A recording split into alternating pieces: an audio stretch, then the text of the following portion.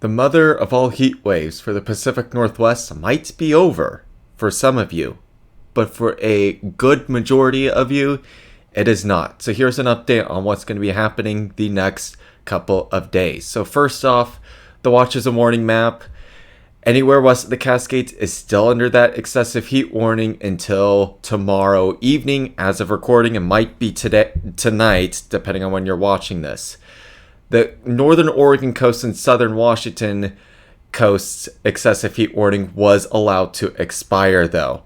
West at large, there's no real changes except for heat advisories now being issued in central Montana. That's a sign that the heat is now slowly going to be moving east over the next couple of days. So all-time records that were set, pretty much everywhere in the Willamette Valley had some sort of all-time record ranging from about 110 to 112 degrees.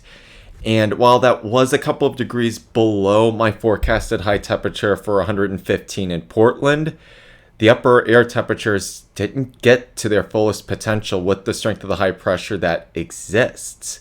So that leads me to believe that it's going to get even hotter tomorrow or today, depending on when you're watching. Also, anywhere from Portland north will be broken tomorrow. So, low temperatures tonight are about 75 degrees in outlying areas of the metro area. That includes any area that are in the country. 83 or so within the deepest portions of the city. Part of that is due to the urban heat island effect. Part of that is due to you being further into the east winds. Temperatures in the mid 110s north and east of the Salem Mountains. It's actually very similar to a snow forecast. Actual temperatures may vary by location, and there may be some isolated 110s south and west of there, especially the closer you get to there. But after that peak, there's a big cool down that's going to happen. Even though it may be, just for rounding purposes, I'll use 115 degrees at 5 o'clock. Just a few hours later, it'll only be about 75 degrees or so. So, a lot of TV stations' websites have upped their high temperatures to, generally now the consensus is anywhere from 113 to, I would say, 115 is the highest I'm seeing from the local TV stations. Most computer models have us even higher, though. Tuesday, most of us are still saying mid-90s. That's unchanged from yesterday. As such, I didn't really change mine either, even though I'm a few degrees higher than that. So, for Monday, I lowered Portland's forecast by 1 degree. It's still blistering 116, though. Corvallis and anywhere in the South Valley, for that matter, will enjoy lower 90s compared to the 110 plus experienced today. But the coast is the big place for relief. 60s and 70s along the immediate coast, but a little bit inland, probably about 80 to 85, anywhere south of Willapa Bay or so. North of there, it gets warmer and you'll experience more inland-like temperatures. 110 to 115 near the Puget Sound, and Columbia Basin, mid to upper 110s, except Wenatchee. I think you'll be a couple of notches cooler than that, while the higher elevations anywhere from about 101 to 108, depending on elevation and location.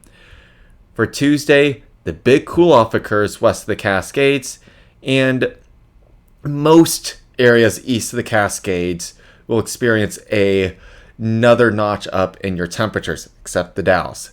So, coast will now see widespread 60s and 70s, even a little ways inland, while the western valleys will range from upper 80s in Corvallis and Eugene to about 98 in Portland. That includes Puget Sound. Medford's the exception. They'll probably stay in the triple digits. For east of the Cascades, the Columbia Basin will be in the mid to upper 110s with 119 in Tri-Cities. That, if that verifies, that would break Washington's all-time temperature record. Higher elevations ranging anywhere from 103 to 112. It's much more variable. That really depends on what elevation you're at and where you're at. Actually, areas further north should be hotter than areas further south for once. So the 7-day forecast, one more hot day. That's it. 116 for Portland, and then one more upper 60s for a low, though that'll feel far more pleasant than upper 70s or lower 80s depending on locations. 97 on Tuesday, though that would still tie the record for that day. And then back to regular heat in the lower to mid 90s for the foreseeable future, with lows in the low to mid 60s.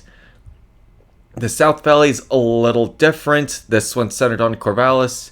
One day in the mid 90s, followed by 2 days in the upper 80s, and then you'll go back into 90s. Also regular heats for you, although still significantly above average.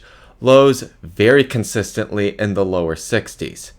I will come out with one final update tomorrow, including how all the all-time high temperatures fare, assuming they happen. Otherwise, stay cool and take care.